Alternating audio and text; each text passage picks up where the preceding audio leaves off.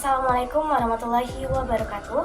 Perkenalkan, saya Tia Yulianini dengan NPM 230500037. Pada video kali ini saya akan mereview sebuah artikel publikasi di jurnal internasional yang terindeks Scopus yang berjudul Political Social Media Marketing: A Systematic Literature Review and Agenda for Future Research, yang dimana artikel ini ditulis oleh Aman Abid, Sanjit Karoy, Jennifer Les Marshman, Bidit Alday, Syed S. Muhammad, dan Statis Kumar. Artikel ini juga diterbitkan pada tahun 2023 lalu. Baik, kita langsung saja masuk ke latar belakangnya. Perkembangan media sosial telah merevolusi cara partai politik dan kandidat berkomunikasi dengan baik. Saat ini, pemasaran politik tidak hanya bergantung pada media tradisional saja seperti koran, tetapi juga memanfaatkan platform digital seperti Facebook, Twitter, dan juga Instagram. Namun pemahaman ilmiah tentang bagaimana strategi pemasaran politik di media sosial digunakan secara efektif itu masih sangat terbatas.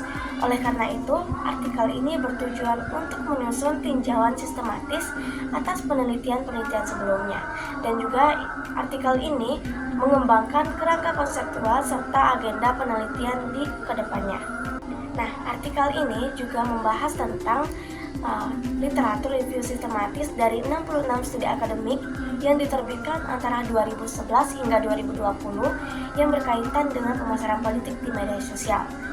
Adapun 3 tujuan utama artikel ini adalah: yang pertama, mengelompokkan studi sebelumnya dalam kerangka yang logis; yang kedua, mengidentifikasi kesenjangan penelitian di bidang ini; dan yang ketiga, mengembangkan agenda penelitian masa depan untuk memperkuat pengembangan teori dan praktik pemasaran politik.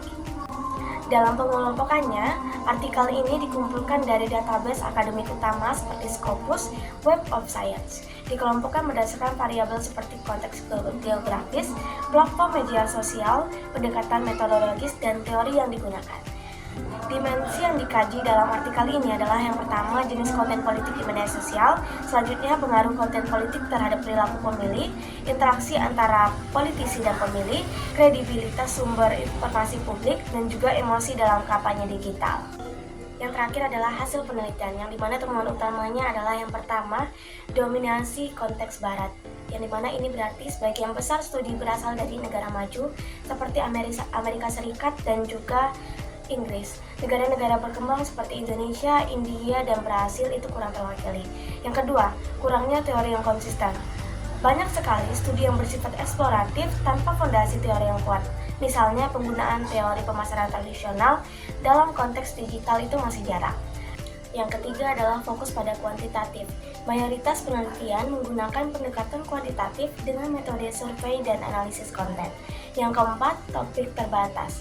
Penelitian lebih fokus pada efektivitas komunikasi, sedangkan topik seperti pemasaran influencer, pemasaran mikro, dan juga CO creation masih sangat jarang. Dapat disimpulkan bahwa artikel ini sangat berguna bagi mahasiswa, peneliti, dan juga praktisi politik untuk memahami bagaimana media sosial telah membentuk cara politisi dan partai memasarkan diri mereka. Di sisi lain, studi ini juga menunjukkan bahwa masih banyak ruang untuk eksplorasi, terutama di negara berkembang seperti di negara Indonesia pada saat ini. Baik, itu saja yang dapat saya sampaikan. Apabila ada salah kata, saya mohon maaf. Saya ucapkan terima kasih dan Assalamualaikum warahmatullahi wabarakatuh.